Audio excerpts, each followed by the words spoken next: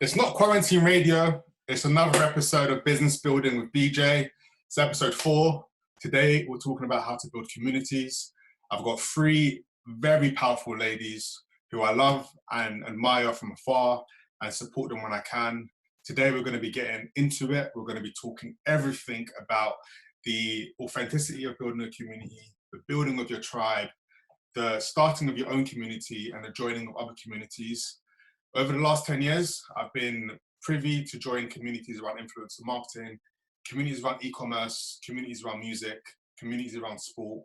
I've really enjoyed spending time and building connections with people on the other side of the world, but also people here in the city of London where I'm from. I originally met all 3 individuals on the internet. Hayley's the first one I met in person, Kia's the second, and myself and Abadesi have never actually met in person, but we've interacted a lot and have WhatsApp each other for the last year. So I'm very excited to get into this session. If you were here last week, you'll know the way that we run this format is I do 10 minutes, interview everyone, and then we bring everyone for the closing panel interview together for the last 25 minutes. As always, there is a link inside the chat bot where you can actually see where Danny's putting notes. Feel free to whack in any gems, any notes you see there, and you can get everyone's newsletter, everyone's social handles from there. I will be sending an email to everyone tomorrow with survey questions and also the opportunity for you to join the wider network. So without further ado, let's kick off the show. The first guest is Abadesi. So Abadesi, if you want to join us. Hey. Hello. Thanks for having me. No, it's a pleasure. It's a pleasure. You're joining us in an interesting time in lockdown. There's a lot of changes. You're back full time doing Hustle Crew and making stuff happen. What's community meant to you during lockdown?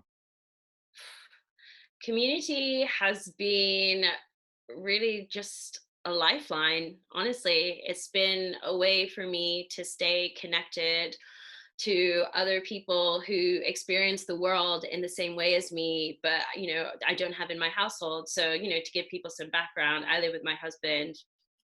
He's a white British man, and this pandemic has shown us all of the structural differences that exist in our society on an ethnic level, on a class level. And so it's been great for me to stay connected to the experiences of Black and Brown people going through all of this through community, my online connections, the newsletters I subscribe to, all of that. But also as professionals and entrepreneurs, this has been such a hard year for all of us in so many ways. Like, many careers have been set back. I was laid off earlier this year. I've seen clients go. I've seen decision makers that I usually deal with put on furlough, lots of bounce backs on the emails. So it's also been about staying connected to people in communities of other tech workers and other tech founders, just to know that I'm not the only one going through this, and sharing advice, sharing stories, and doing whatever we can to help each other stay positive and keep moving forward. Very important, very important. You intersect at a few different cross junctions of communities. Is that by accident? And if not, how do you balance the time you spend in tech in all the different communities you're in? I think that's a great observation about me, operating in all these different spaces. I'm really interested of the intersection of technology and pop culture, because I feel like that's one way that many individuals first start to understand what's happening in tech and, understand the developments. But I'm also really interested in the intersections of tech and impact. That's really what Hustle Crew is all about. I'm on a mission to make tech teams, look like the people you see on a tube carriage or on a London bus. I want them to represent society. And I think the only way we can do that is if we encourage the tech industry to optimize for that. And unless that's happening, it isn't really going to happen. So in a way, it's happened by accident, because I've been in tech and I haven't necessarily found people incentivized to drive that social change I want to see. So that's what made me go more into that world of social impact and start to understand, okay, how do policymakers change the world? How do nonprofits change the world? And try and bridge that gap. A lot of tech for good does exist. Yeah. I don't know why I'm using quotation marks. Tech for good is real. A lot of tech for good exists, but I hadn't seen enough tech for good that solved the representation problem at the time of me starting Hustle Crew. And that's what made me start building bridges into the impact space. And I'm a content creator as well. Like, you create a lot of content. By virtue of getting more involved in that world of creating content, I've also started to get more involved in media communities. And again, that wasn't really like media, entertainment, broadcasting. That's not a world that I necessarily worked in like for a long time or anything like that, but it's one that I just have to know about because, my podcast Techish comes out every week. We want to be on every platform. We want to reach as many people as we can. So it's like, I'm sure you can relate to this yourself. Every time you approach a project or a goal, like one of the first things I do is go to communities. So I was like, if I want to know more about, product design and like neural networks, I'm going to have to go and understand like who are the people that build these things? Like, what are they saying? And I feel like community is such a low barrier to entry. Like nothing stops you from joining a community or connecting with a community. And so in that way, community for me has also been a way for me to educate myself about things I want to know more about or things that I'm interested in. And that has then led me to get involved with like so many different types of spaces outside of tech. Love that. I can definitely relate. And as I've gone on and launched different projects, different products, I've had to take a bit more of a view of, it's not just about looking at the data, because there's loads of reports, but the qualitative side of research and qualitative side of connecting with real people can give you insights that just the internet sometimes can't. And spending time with real people and real communities, whether digital or physical, is a real big way in speeding up. So yeah, that's quite important. On the point around being on a journey, building community, you've obviously worked for corporates, you've built your own startup, and you've also got your personal brand. Is there a way that you go about keeping your audience engaged as your journey continues? Because I think, we were speaking before, but you were almost going to speak at a campus project I did 2 years ago when you're the author of your book. You went to Silicon Valley with a startup last year, went to Product Hunt, but your audience has always grown with you. Like, is there some rules that you keep when it comes to the documentation of that journey you go on? So thanks so much for asking a really great question. When I was working for corporates, when I worked at Amazon, when I worked at Groupon, I had not really thought about what my purpose was. At that point in time, my purpose was like, earn a paycheck. And it was only in 2016 when I quit my job and decided to start Hustle Crew that I had this realization, no, my purpose is to share my experiences as a Black woman in the tech industry, warts and all. If anything, focus on the warts because there's some crazy shit happening. And I need to be honest about what it's like, because only through that honesty can people be inspired to keep moving forward, but also to create change and like better things. So I think once I started getting this feedback, like once I started sharing my story, and that's really all it is, building community is like, hey, these are my experiences, who can relate? Or hey, this is a problem I had and this is how I solved it, who can relate? Once you start connecting people through your stories, you start to feel accountable to them. So in my case, I do genuinely feel accountable to the people who rely on me to inspire and inform their career decisions. So it feels very natural that if something drastic changes in my career, I will communicate that with them because, in many ways, my network are my support network too. They're there for me. Like when I'm calling out, asking for people to promote this new Hustle Crew course or whatever new podcast I'm in, they're the people that stand up for me and do that work. So it feels very natural, even though I haven't met all of them, I can't name all of them. It feels very natural for me to keep them updated on what's happening because I know that they have invested their time in my journey and they will continue to invest their time in my journey. So I feel like, I might as well keep them up to date on what's happening so they can continue to invest that support in me. Yeah, love that. Now, for those that are looking to start their community and have got an idea, they might have a business to start up. There's a lot of people who tuned in right now who've got a lot of different, perspectives. What are some of the tips that you would kind of say to people when it comes to building not their own hustle crew, but building their own tribe in these times where everyone's locked down? Yeah, that's a great question. I think community businesses are the future. Some people call it the passion economy, self economy, whatever you want to call it. It's a very blue ocean market to me. So I really think if you're thinking about doing it, please do try, at the very least, experiment and go for it. I think the first thing you need to think of is, what is the thing that you can talk about without getting bored talking about it? You know, I never tire of talking about the experiences of being a Black woman in tech. I never tire about talking about diversity and inclusion within tech. So I think maybe that could be a really interesting place to start. Another really interesting place to start, I know it sounds kind of negative, but often like a really traumatic experience or some real deep problem that you faced, that deep, deep problem that you cannot get over it. You cannot get over that. You're like, no, like it has to be better. There has to be a better way. It could be that you can galvanize people around that because they've also experienced that problem. They've also been through that trauma. And the experience of that is what makes them connect to you and makes them want to improve it. But at the base of any good community is a very, very personal mission.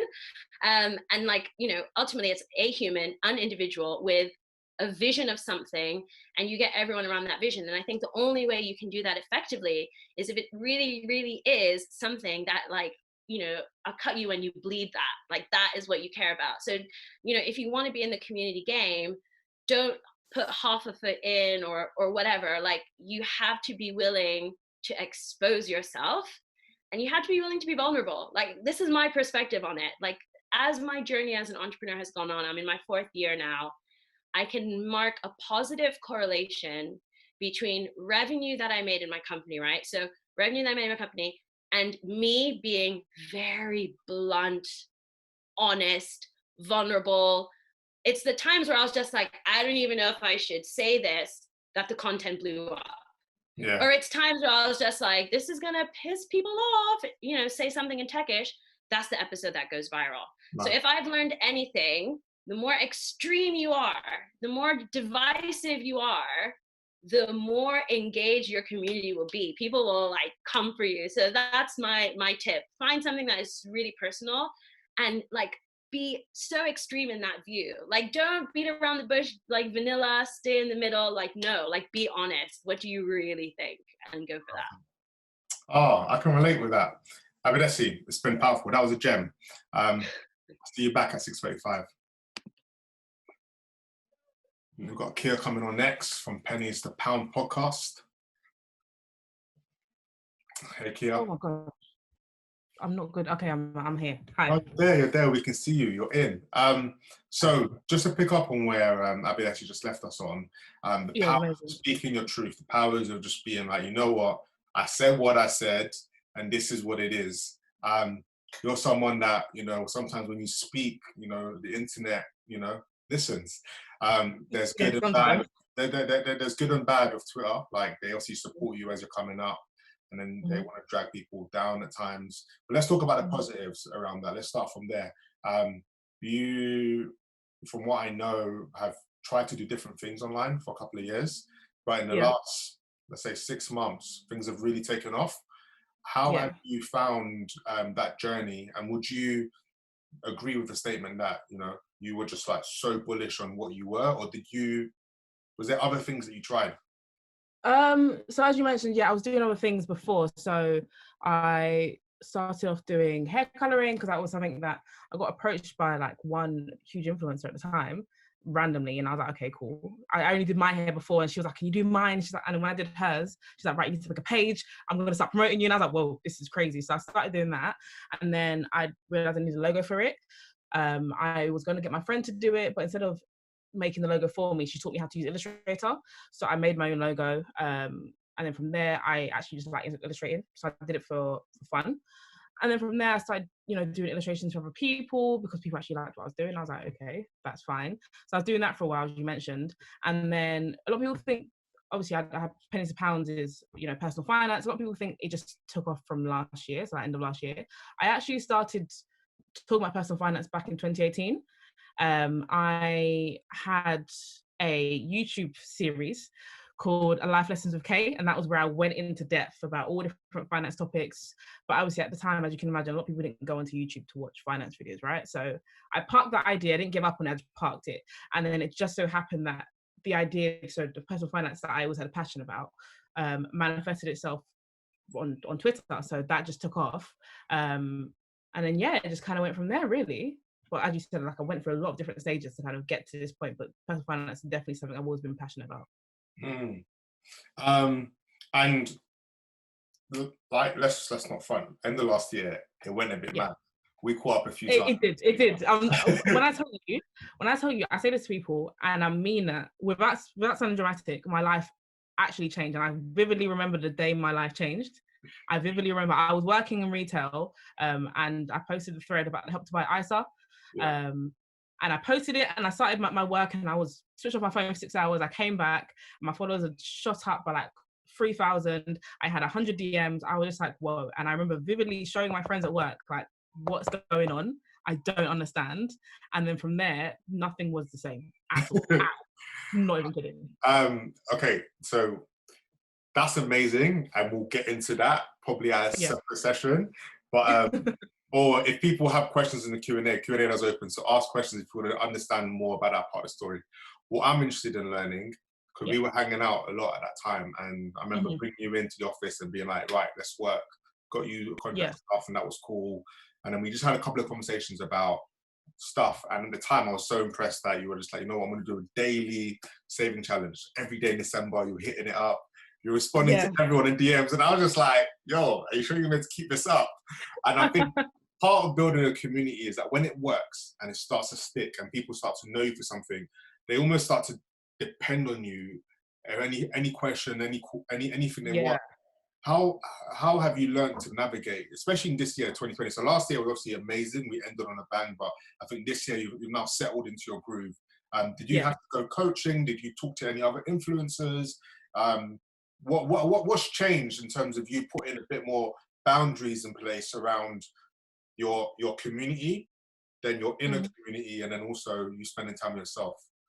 Yeah, I think that was definitely something that was a big lesson for me from January up until this point now. And I spoke to a few people who weren't necessarily in the personal finance world, but were doing their thing. So they've been doing whatever they're doing for a while. I had conversations with different people kind of saying, what should I do here? I don't know. And for a long time, I felt obligated to answer everyone. And sometimes there's physically not enough hours in the day. And I almost got to the point where people would message me at midnight. And because I was awake, I felt obligated that I should reply because I'm awake. And it was just putting in place those boundaries to be like, you know what, people have working hours. So you need to create those working hours too.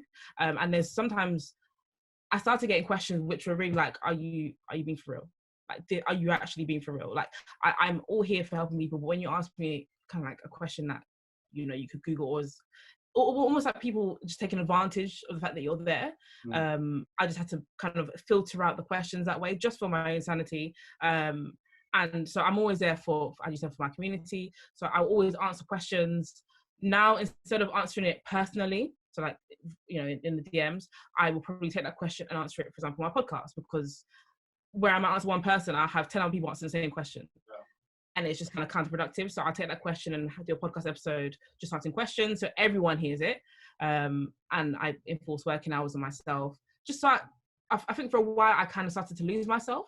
And I have a passion for what I do, and I didn't want to lose that. So I had to make sure that I was still doing things that made me happy and that I enjoyed. That's good. And that's something that most community leaders, you kind of either learn it before or you learn it the hard way.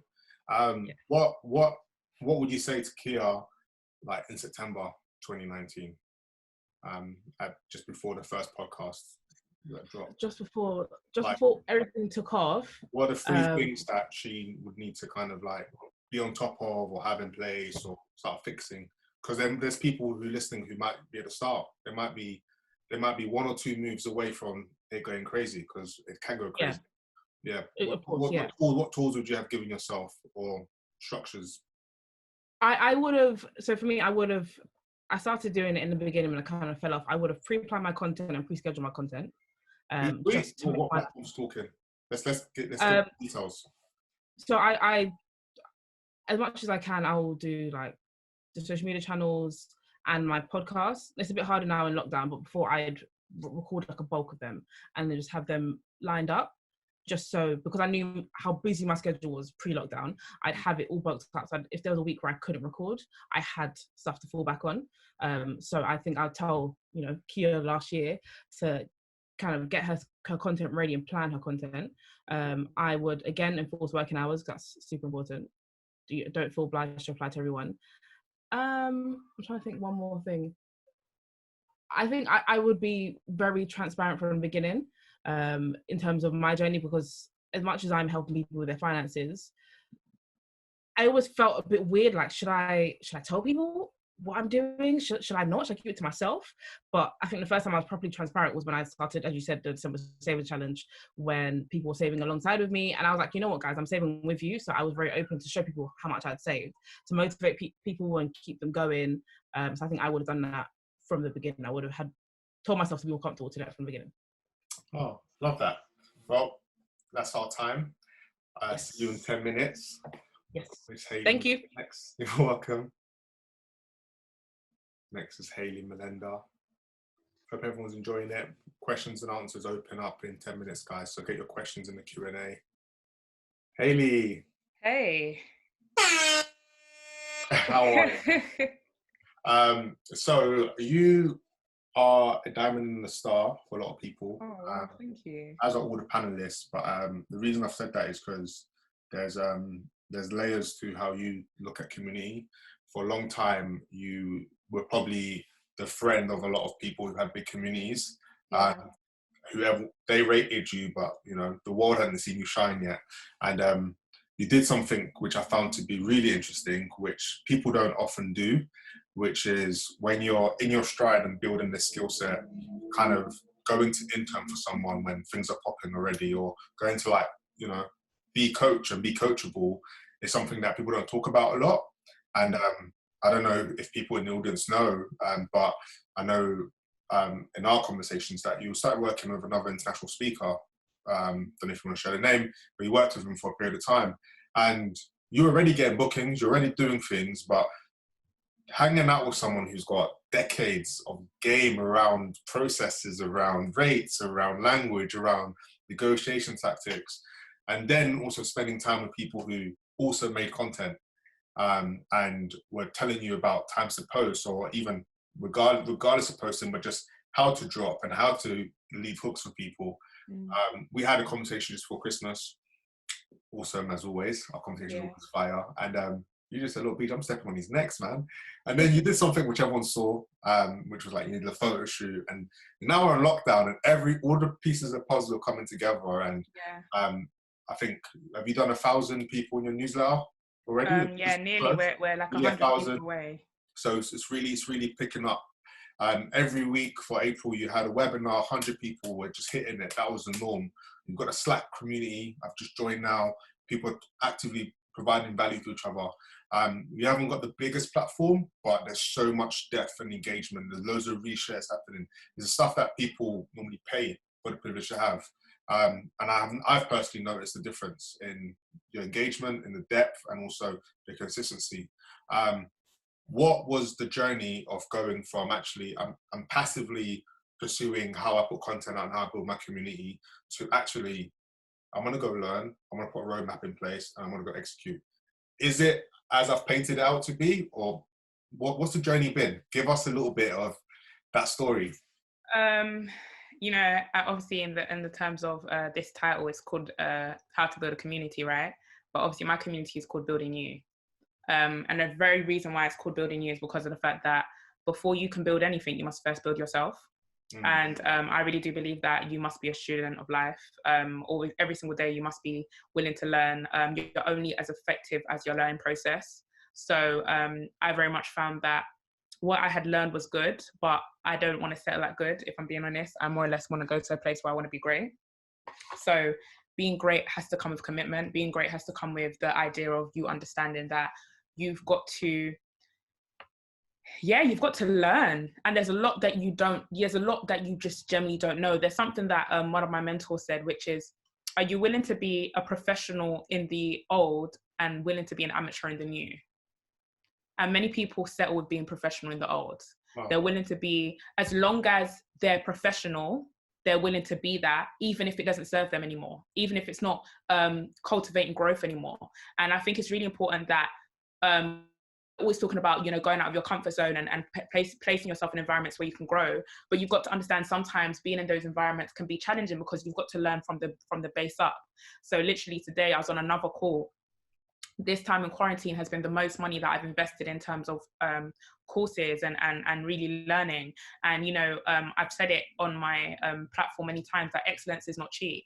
Yeah. And the process of that has been me just coming to a point of asking myself, okay, what type of value do I want to be giving out? If I want to be giving great value, that means I have to have great investments into myself. So that's when I came and sat down and, you know, came and said, all right, let me invest into my whole summer, which was last year, investing into working for my mentor. Worked for him for about 6 months. And yeah, a lot of people are like, why are you working for? You know, you can travel with your own speaking engagements. Like I stopped, I think the month of August, I had some speaking engagements that I cancelled. I cancelled an international speaking engagement for me to work. And I thank God that I'm in a position where I can take a step back if I need to in order for me to learn. But I'd rather do that because in the latter, what I had learned in those 6 months took my business and took my experience to another level. So if you have to sacrifice 1 month so you can propel 1 year, then I'll do that, if that makes any sense. Yeah. That's dope. And the Building You community and Building You process, you're actively building a new community. I know the other two panelists have been building for a while. You've also been building, but I feel like in this year there's been a new kind of effort alongside what you're doing with studies and your own business.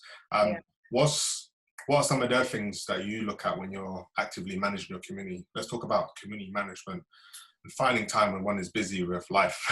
Yeah. Inspiration, inspire people to engage. You know, I've got people who have more or less are Building You ambassadors.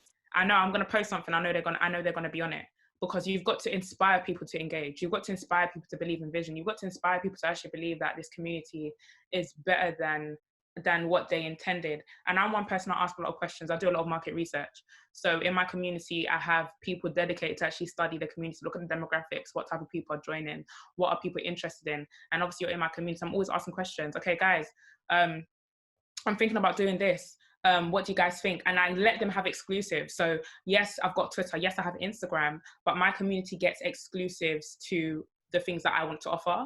They get exclusives to certain giveaways, certain things that I'm looking to do. So I allow them to feel like, because you've actively wanted to be part of the community, I want to give you exclusivity. I want you to know that there's something exclusive for you. Do you know what I mean? So I think it's really important to have that and really show people that you value them. And that's the last thing, value people.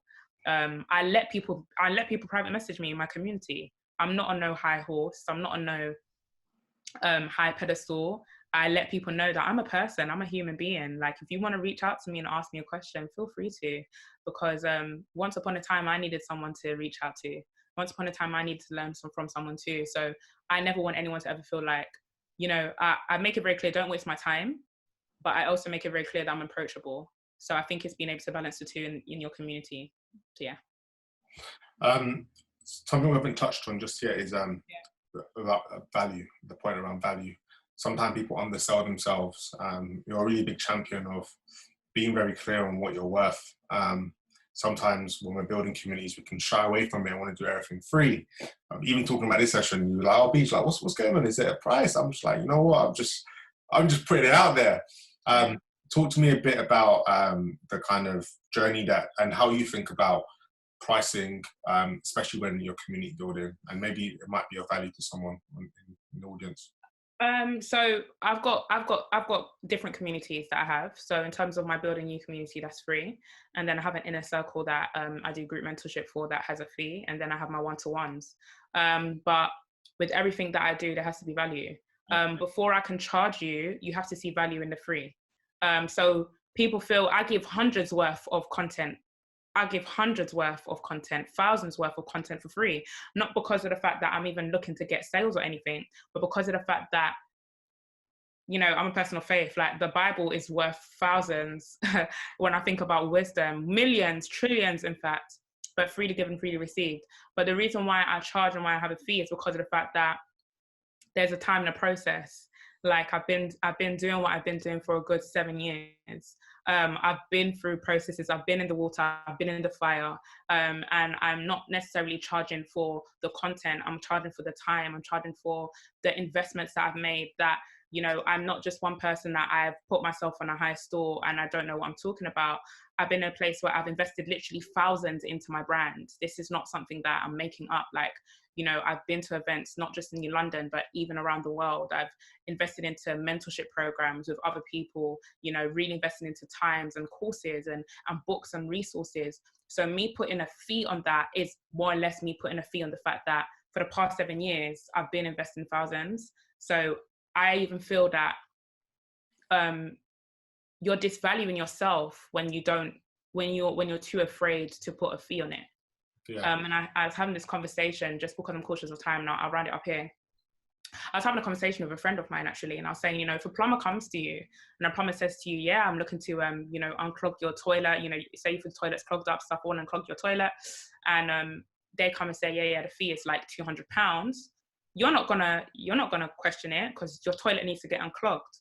But when you feel like you need your mind and certain areas of your heart, your mind, certain areas of your business to be unclogged, when someone says, okay, the fee is going to be £300 for a consultation, you're like, why is it that much? But it's you that needs to get unclogged. It's you that needs, you know, the help in that area. So I really do always say excellence is not cheap, and you need to put money where your brand is and money where your mouth is. And yeah, that's that. Love that. So I want to welcome everyone back for the open doors of the Q&A. So if Kia and Abadesi will join us. Thanks for that, Hayley. That was good. Just gems. I took notes. I've known Hayley online for years. Always been a big inspiration. But even I'm still learning from her. I was like, la, la, la, la, la. You're all amazing. And I can say the same for you. I think, yeah, I'll message you privately on LinkedIn. But yeah, you're doing, watching you fly is amazing. So yeah. Oh, thank you. Look at everyone uplifting each other. Love it. People don't know. If I can go for Kia, I can go for Kia. I went to school with Kia. A lot of people don't know this. I know. I've been for years. So I've always, Kia, me and Kia talk all the time, and I'm always saying that, sis, like, keep flying, keep flourishing. It's beautiful to always see you fly, man. I'm down for it. Guys, come on, let's stop blushing now. Let's come on, Q&A. Come on. All right. So, question number 1. Okay. Okay, so where we're going to do these questions, it's not compulsory for everyone. I'll ask a question. If you feel like it's relevant and you want to go. I'll let you know if the question is directed to you. You can also see the questions as panelists. So feel free to type the answer if you want as well. Everyone are going to get copies of the answers because we're typing up, so don't worry. That means just made a comment about that. But yeah, question number 1. What business models are there to make a community a business? Limitless. Like, what business model do you want? I mean, the obvious ones are membership. So you can have free members, then you can have different tiers of members. You can have like Patreon or other things where people are literally just, you know, paying for access, or you can have people paying for different packages. Another thing is ultimately community, especially a niche community like mine. It's a source of information, right? It's a source of information. So I can access insight from my community that the CTO of a Series A tech company cannot do. But the insight from my community is very valuable to the CTO of the Series A company. So now I have a business model where I can either productize this information, right? Like turn it into some kind of data he can buy. Maybe it's a platform, I don't know. Or he pays for my brain. I go in, I consult, I design any kind of solutions. I honestly feel the opportunities are limitless. And I actually spoke to someone today. The VP of marketing at HubSpot said, the future of growth isn't performance marketing, paid, or anything like that. It's content and community. Like if you can combine strong, valuable content with an engaged community focused around something, you'll grow forever. You'll grow forever. So I say any business model, but I don't know what you all think. Love that. Anyone else want to add anything? No, that's all good. Only thing I would add. No, I think you did really well. Go on. Yeah. Great. Question number 2. Are the videos still available on YouTube? I'm assuming that was my videos. Yeah. Yeah, but I'd rather you didn't watch them. No, I'm gonna review them anyway. Like when I look back at them, they're great nostalgia for me because they were 2 years ago. But they're not the quality that I want them to be. So I'll redo them. Give me like 2 weeks. They'll be back up on the new YouTube channel. Wow, that's quick. Yeah, that's fast. Yeah, man. Question number 3. This is to Kia. Hi, Kia. I think you're doing amazing, darling. You spoke about your other ventures before Pennies and Pounds. How do you not get disheartened when you're on a venture because it ain't banging right now? Question mark. I hope that makes sense. LOL. I think for me, I think that having a passion behind the venture is what kept me going. So, as you mentioned, I did stuff for 4 pennies a pound. So probably more, I'd say the illustration side. I knew that there's people out there who are better than me, and that's always going to happen. There's always going to be people who are better than me in anything. But I knew that I had a passion in it, and I really enjoyed doing it. So I just kept it going. And yes, there may be times where I'm watching other people get clients, and I was struggling to get clients. But I knew that when the time is right, I will get what I've been working towards. And in that meantime, I think instead of moping around, and don't get twisted, like I was upset and I was kind of like, oh, I want this as well. But I just spend my time like on YouTube picking up more skills so I can get better at what I'm already doing, or picking up, learning more and adding to the caliber of skills I've already got. But yeah, it's just more knowing where you want to be. I think envisioning the end point kept me motivated along the journey. That's what I'd say. That's cool. Does anyone else have comments around like managing being disheartened when building?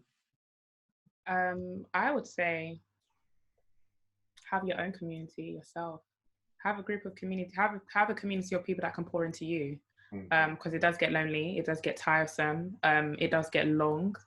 And I think it's super important that you have people that you can trust, people that you can allow to pour into you. Because, there's something that my pastor had always, it makes it Trojan horse. Like you can't crumble. It always happens within, So if anyone's getting onto you, if anyone's dragging you, if anyone has any criticism, it's not going to really affect you. But if it's coming from your friend or your family member, that's always going to touch you a bit differently. So always make sure that the closest space and the closest environment is the environment that you protect the most, because that environment is what feeds into what disheartens you most anyway. So if you have an environment which is safe, an environment you can cry, an environment you can be vulnerable, an environment that is encouraging you and pushing you, it's easier for you to more or less find confidence and happiness within than any external things. So I definitely say, yeah, it has to start with your own personal environment and community.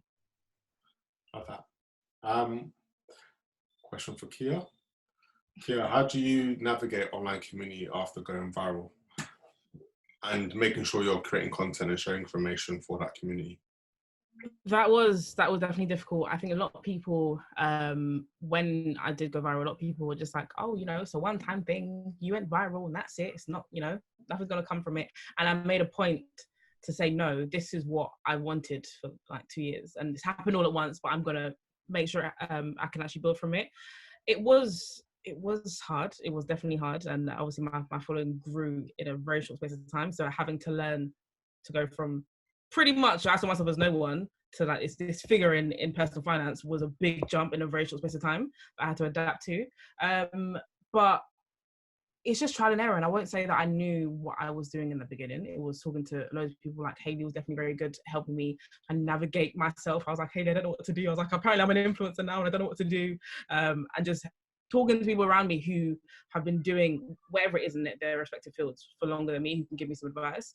And when it comes to creating content, again, that was kind of tricky to figure out what content to create. But I very much, I like to engage with the community, so I will put out there, guys, what do you want to see from me? Or I'll put out polls to see where are the points that people need more information on, and I'll adapt it that way. Because obviously you ultimately want a community. People can have thousands of followers, yeah. You can buy it, you can do whatever. That's nothing. But you want to engage community. So I like to create content that my community actually want to see. So I will actually engage with them and ask them.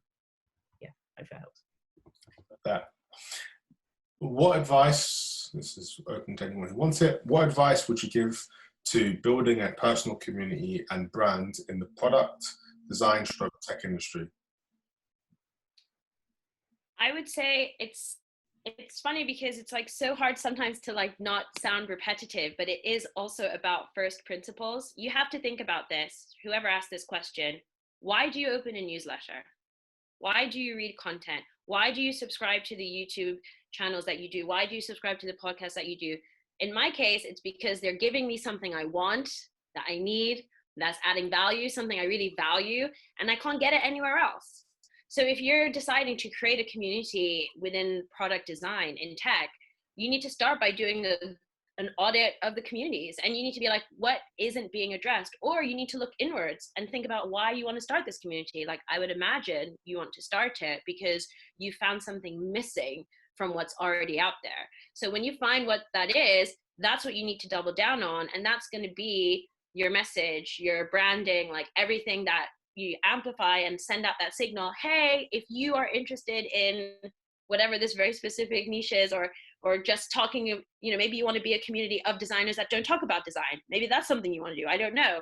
But whatever it is, you have to be giving folks something that's really changing them somehow. Like, I'm not saying it has to be a big thing. It could be a delightful thing, a little thing, but you have to show that you're doing that, and you have to show that it isn't just a clone or a copy of something that already exists that people are already getting value from, because otherwise you might struggle to really get traction.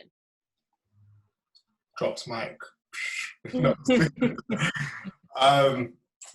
What do you do when you, what the question, where's that question gone?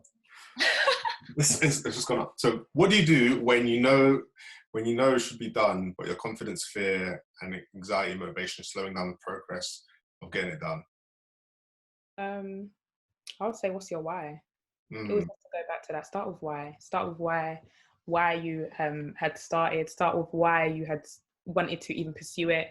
Reason being is because I really don't like the concept of motivation. Motivation is like a bath. You need it every day. Like, you don't wake up and you don't wake up and you're motivated. You have to work yourself to that place. And how you work yourself to that place is having a vision, having a goal, and having a why.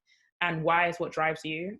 So I think it's really important to ask yourself, like, what are your intentions? That's why I think it's so important that whatever you build, whatever you commit to, do it intentionally. Because if you're doing it for the wrong reasons, of course, it's going to be so easy for you to go off track. It's going to be so easy for you to be demotivated. It's going to be so easy for you to lack confidence. But if you are so intentional, and if you are so confident in the fact that, as well, what is for you, I really do believe that. So you've got to trust that whatever anyone is doing, be so confident in your source, be so confident in what you have to offer. And I'll say the second thing, and it's the last thing as well, is know your difference. Because I feel, especially in a time where comparison is like at a horizon, where everyone's like, okay, I'm comparing this, like, don't be watching what I'm doing, because my lane and my demographic and my message is completely different to every single person here. Every single, the two beautiful ladies who I'm sharing the stage with, they've got their own community and they have their people they call to. I'm not trying to tap into their demographic, because I don't know, I'm not gonna lie, I don't even know anything about tech. Personal finance, cool, I love finance, but in terms of property and all of that, that's something I'm still willing to learn, and I'm still learning. So for me to kind of say, oh yeah, like, let me jump onto personal finance, or let me jump into something in terms of tech, that's not me. So that's why you have to be intentional, know your difference, and know what you can contribute, and know where your value actually lies. Yeah, I hope that answers that. Yeah, that does. This is a good one. Regular, actually, Hayley Cocker. I love that I'm seeing Black women provide advice and succeeding. However, have you faced any difficulties being both a woman and Black? I I have. I can say that. Obviously, as mentioned, I'm in like the personal finance world, and I've had, in the short space of time I've been doing this properly, so like 7 months I've been doing pennies and pounds. I've had the ability to work with some amazing brands already, but I have definitely stepped into buildings and have felt that I'm different. So I feel like I'm very much part of, you know, the personal finance world, 100%. But and no, for the most part, I feel accepted, and I have been into buildings where I do feel that difference. And I almost have to prove myself more because I've been looked at, and they almost think, do you know what you like? Do you know your stuff? Are you sure? And then I have to open my mouth and talk about what I've done and talk about all of this. And then they kind of like, oh, okay, yeah, we do actually trust you. So I have faced those kind of like preconceived ideas about myself, and do you actually know what you're saying?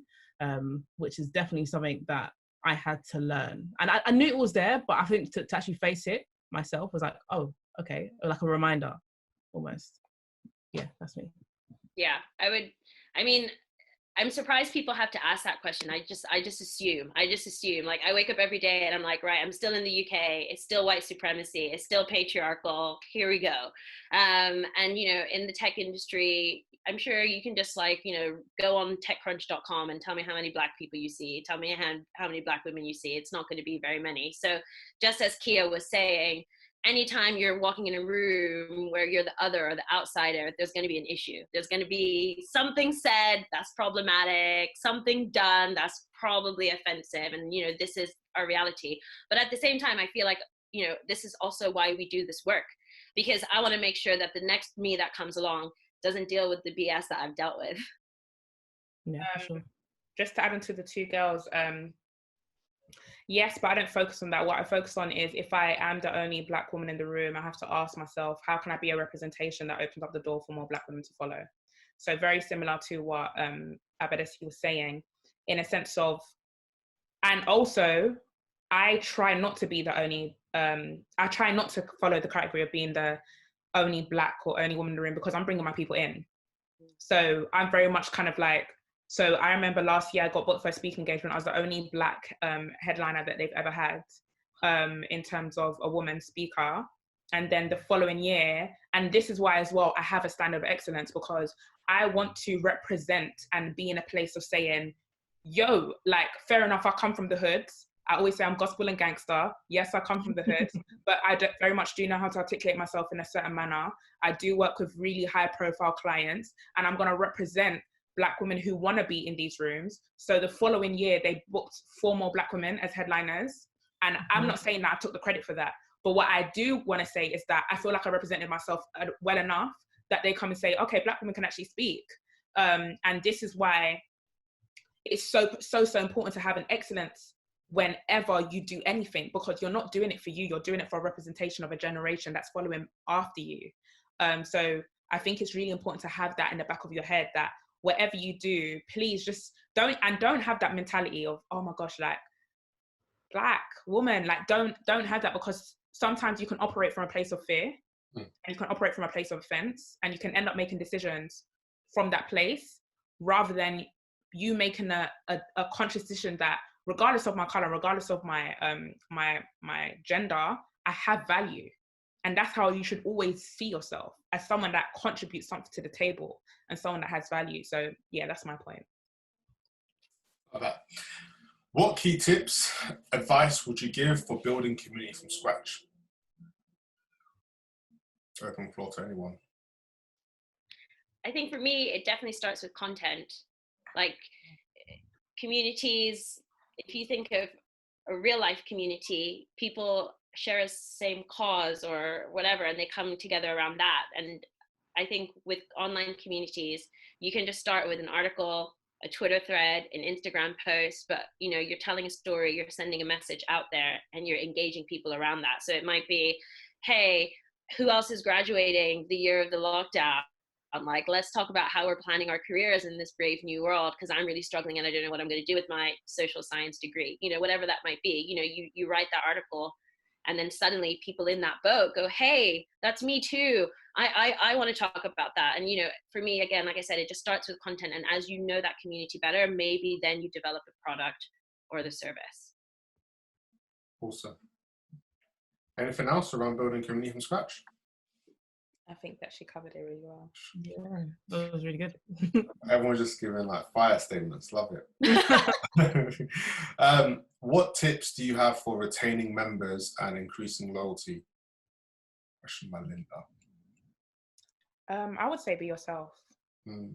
If there's something that I've realized is that people want to engage with you. Like people always will, and also storytelling. I feel allow people to actually feel like they're part of the journey and part of the story, because when you kind of feel like, when you box people, they're gonna only feel like they're getting a part of you, if that makes sense. So I feel like with my community, one of the foundations of my community is vulnerability. So one of the things that I remember when I was going for exam season, I just finished my exams last week. Listen, I was telling people when I was going through my exam stress, I'm like, guys, and they were even Bejay, you was there. When I finished my exams, my whole community was celebrating with me because I let them know that I was struggling during my exam season. So it allows them, letting people know that you can be there, the high and the low. So I feel like that retains membership. Another thing as well is that I feel as well, recognizing people. When you recognize members, when you allow people to feel like they're recognized, they're gonna go and tell other people, you know, this is the community that I feel recognized in. And then that is how loyalty and membership increases, because you basically allow them to be your ambassadors by you just valuing them and you just feeling like they're being seen. Because every single membership that I'm renewing, they're allowing me to feel seen. They're allowing me to feel valued. Like my voice is being valued. Like every single person that posts in my community, I'm personally replying back, or I'm personally acknowledging that reply. So I'm not allowing anyone to feel like I'm airing. And if I don't get the opportunity to reply, someone in my team is replying back. So at least, and subconsciously, they know that it's being acknowledged. So yeah, I hope that is good tips. Love that. Yeah, I think that's brilliant. The only thing I was also going to say was really pay attention to feedback. Yeah. Because when people churn, or when people don't buy your product again, or when people unsubscribe, you have an opportunity to improve what you're offering there. And I think, I mean, I'm kind of a sensitive person. I relate to a lot of what Hayley's saying about vulnerability. It's not easy for me to read things that people write about work I've created that's like, oh, I didn't like the way she said this, or I thought that was too long. It hurts, right? But at the same time, if I truly care about maintaining the size of my community, keeping everyone happy and growing it, I need to make sure that I'm listening to the feedback and also that I'm acting on it, because they say that, you know, one person that has a negative experience goes on to tell so many other people. It doesn't stop with them. So yeah, I really learned to pay attention to feedback. And sometimes feedback isn't direct. Sometimes it's just the tone in someone's voice, like, oh, I didn't really like that. And, you know, you have to be attentive and go, tell me more about how I could have made that better. Mm-hmm. Wow. You got taken out, yeah. Awesome. Flying through these questions. They're still coming in. Right, next question. How do you make sure that you are not in a oversaturated market, and how do you separate yourself?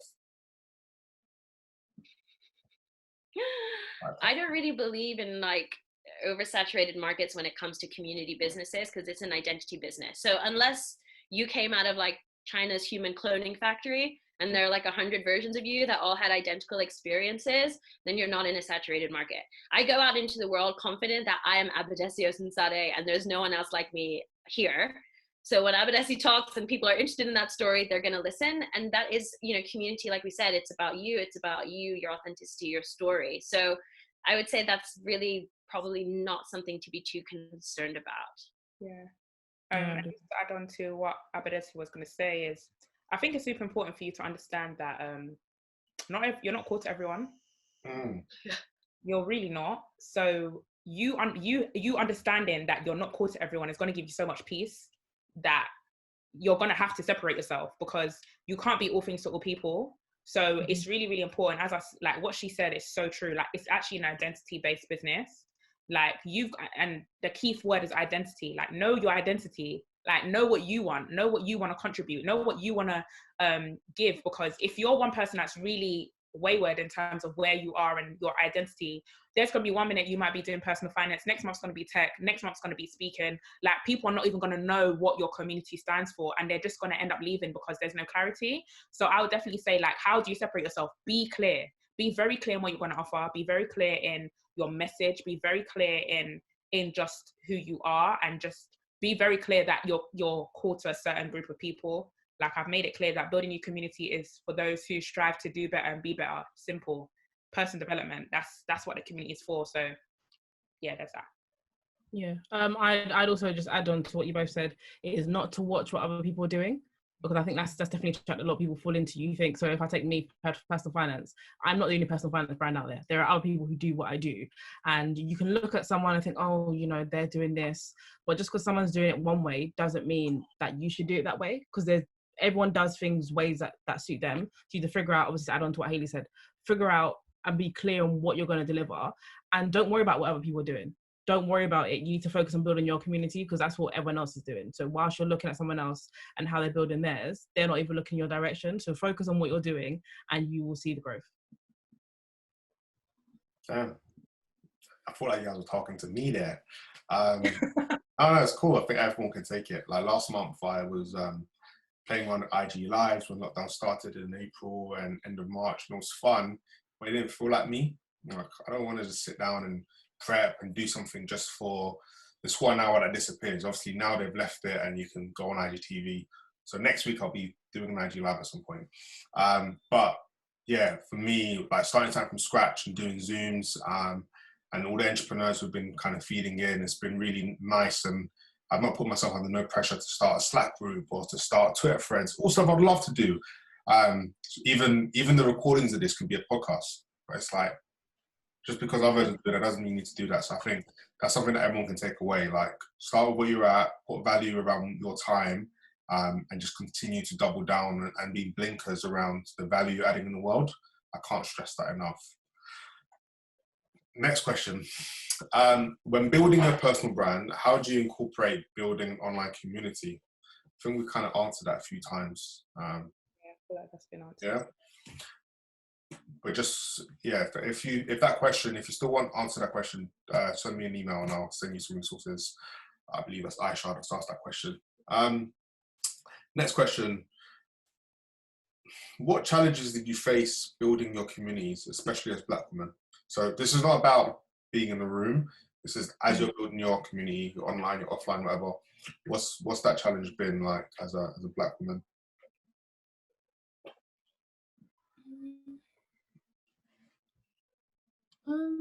I think for me, I haven't really found that as an obstacle building my platform. I think obviously, as you mentioned before, getting into the room, yes, you do feel, or some rooms, I feel that difference. But in terms of building my community, I don't think that's placed any kind of hindrance on my growth of that at all. If anything, I feel like I am able to be almost like the role model that I wanted when I was growing up. So yes, I had my parents, but I didn't really have anyone who was, you know, who looked like me, who was able to talk about finance in this way. So I look at myself as, right, I'm building this community. So what is it that I didn't get growing up from other people that I could look up to? So hopefully I've kind of modeled myself around that to be that to younger people and to younger Black females who may be looking and saying, oh my gosh, yeah, I want to be like her. They may think when I'm 20, I want to start my own community, or may just be like, I want to just improve my finances from young, whatever it may be. I've just looked at myself in that sense, but I don't think it's hindered me growing my community at all. But, yeah. If anything, it's helped me. Like, the Black women in my community have been the most supportive and the most encouraging. And, you know, it isn't easy being an entrepreneur.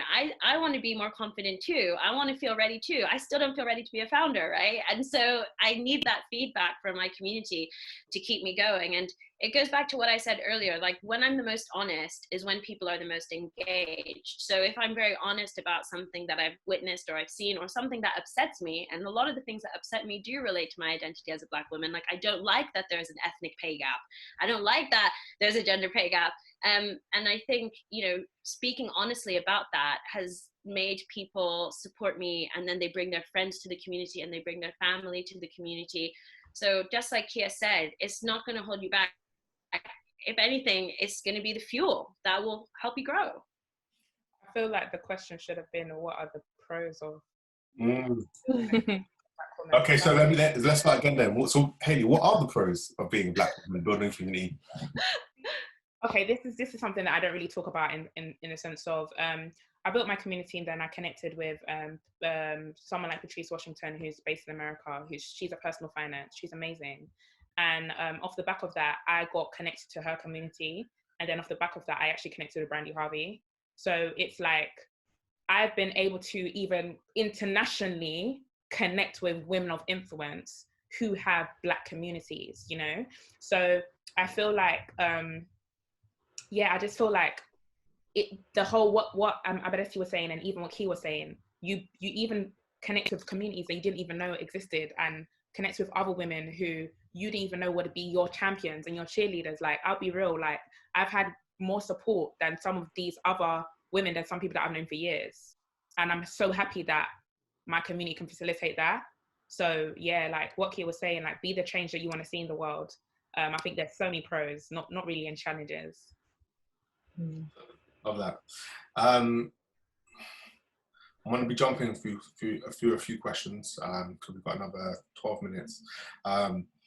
But as always, if any question is pressing, send it back in. I'll try to answer it, and I'll send it to the panelists also. So, question.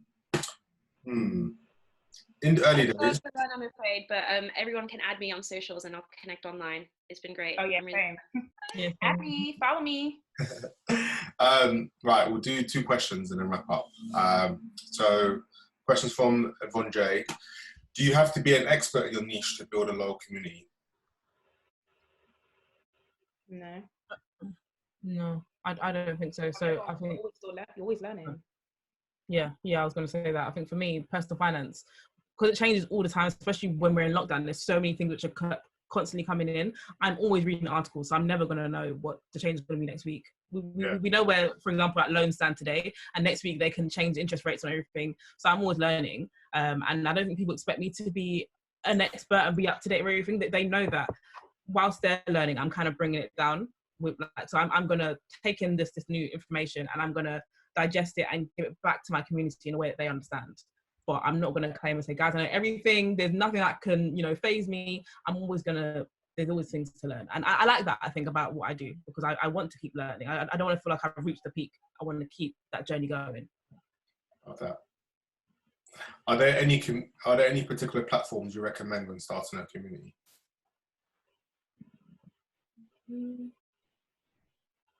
I feel like I learned from my church, I'll be real.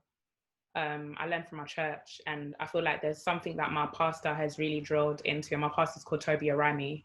I feel like with him, like, he's always drilled like love, love, love, love, love. And I feel like that's the foundation of just my faith anyway. Like, let love be the foundation of whenever you're building any community. Like, my heart is big. And I think it's super important that if someone feels loved, then they're gonna be down. Do you know what I mean? Like, I was the first member in my church. Like, I was the first ever member of my church, and I've been a part of my church for 4 years. Haven't left, and the reason why is because I feel loved, and I feel valued, and I feel cared for. My hardest moments have been in that church. My scariest moments have been in that church, and I know that if I'm falling, I'm being caught. So that's another thing with my community, that anyone that wants to fall, let them fall in my community. Let them feel like we're gonna hold them up if they need to fall. Reason being is because people go through life, like, people actually forget, like, people out here are going through stuff, and you need to create a place where people can actually feel like they're being listened to, they're being cared for, they're being loved for. So I feel like those 3 things are definitely like foundation for me. Yeah, I agree with everything that Hayley says. I think in terms of actual platforms, I think it actually just depends on what you're trying to build. So for me, obviously personal finance, that's written. So for me, like, social media platform, Twitter was always going to be the best place to build a community. Instagram is visuals, and yes, obviously now translated into visuals, but to start off the community, it didn't make sense to do it there. I think it depends on what you do. So if let's say you're trying to build up a community of people who all do art, then maybe Instagram is the best place because it's visual. I think it all depends on what you're trying to do. If you're going to build it online first and then translate it offline. But yeah. Big question. Well, I think this will be very valuable for people. How have you leveraged your community during this time of lockdown? Have you had to pivot, adapt, change your approach? And have you seen any changes, positive or negative, to your engagement? That's a good question. It's a good one, isn't it? It's a good question, yeah. I think for me, mine's obviously it grew the fastest online, so I don't think I've had to adapt it per se. I think I've more had to be, how do I put it? So before I was very much like, guys, we need to save, or obviously not the saving, but I was very heavy on that.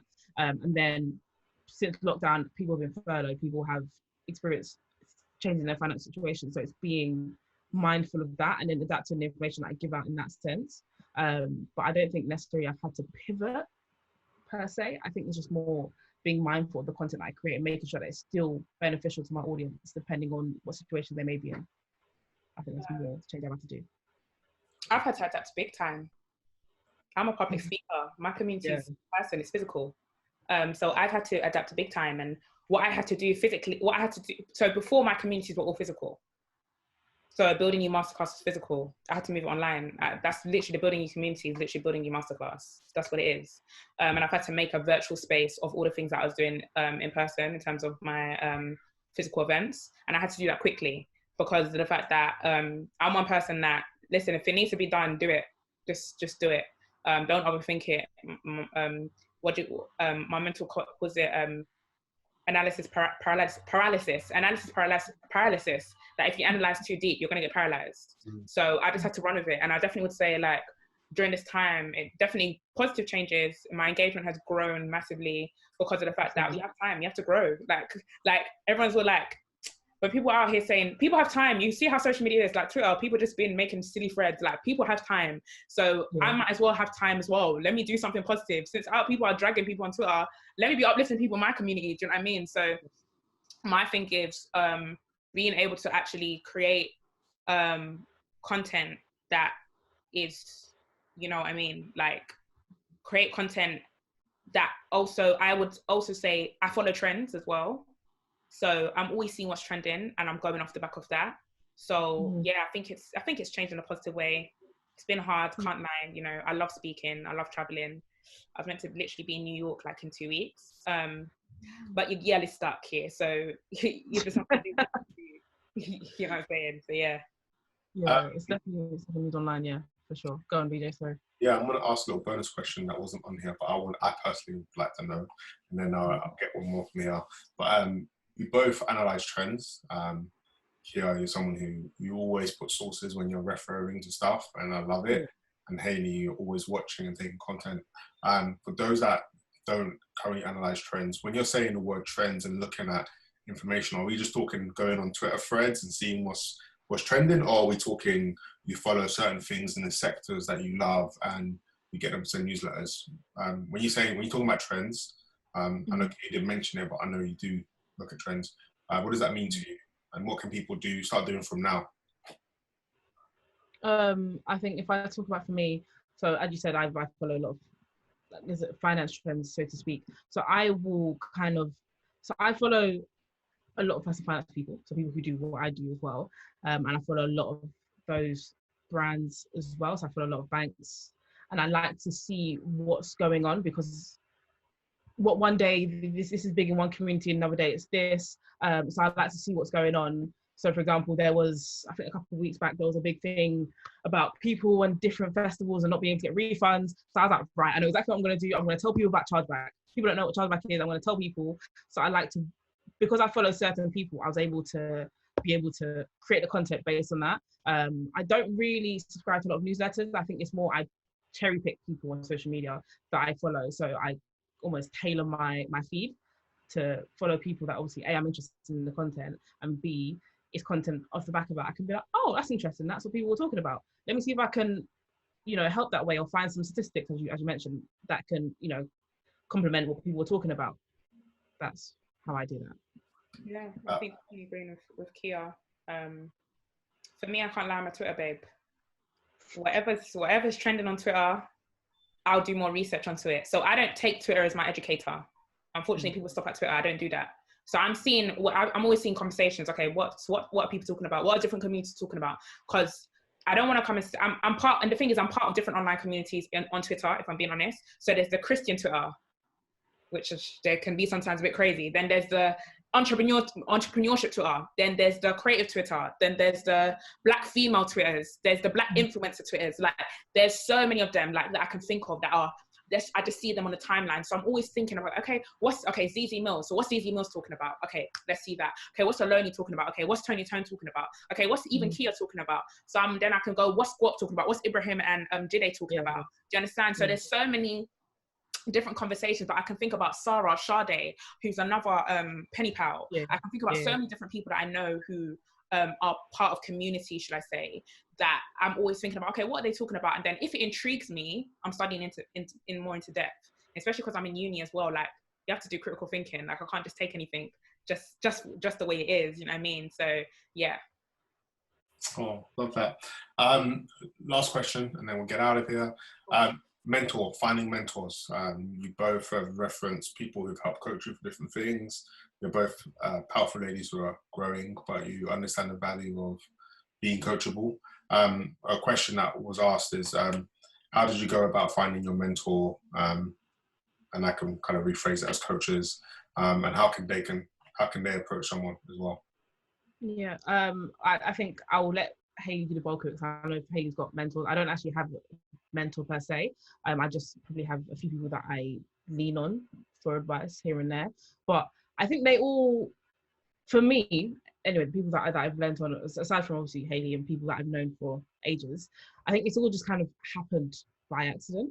So as I get deeper into what I'm doing, I have to explore different things, and I've had to, so like, for example, when I set up my podcast, I had to find a studio, and then the guys who run the studio, so Squat, when I met them, I knew of them, didn't know much about them, then started telling about my podcast and what I'd done, and like, oh yeah, you're that, you know, that was you from Twitter, and then you kind of from there built that bond, and then I was able to have open conversation with them, and they've been really, really helpful along my journey. But it's just more meeting people, and even, you know what, even on social media, if there's someone that you think, wow, this person does this, I kind of want to get some advice, I'm always of the opinion, just shoot your shot. Just message someone.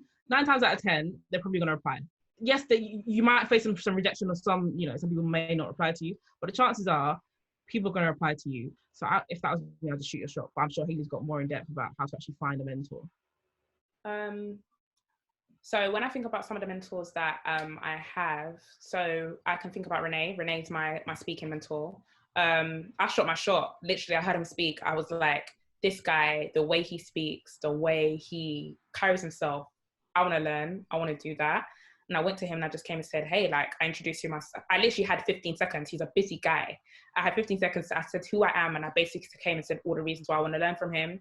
I had a meeting with him. And in that meeting, he literally asked me, he said, how can I add value to him? And in that time that I had gone away, I was studying how can I add value. I'm one person that a mentor, I don't think the question is how do I find a mentor? I think the question is how do I be a good mentee? Mm-hmm. I think that's the question, because I think many times we're in a time where people want to take. Mm-hmm. I think you've got to ask yourself, how can I give back to my mentor? So every single person that mentors me, I'm giving back.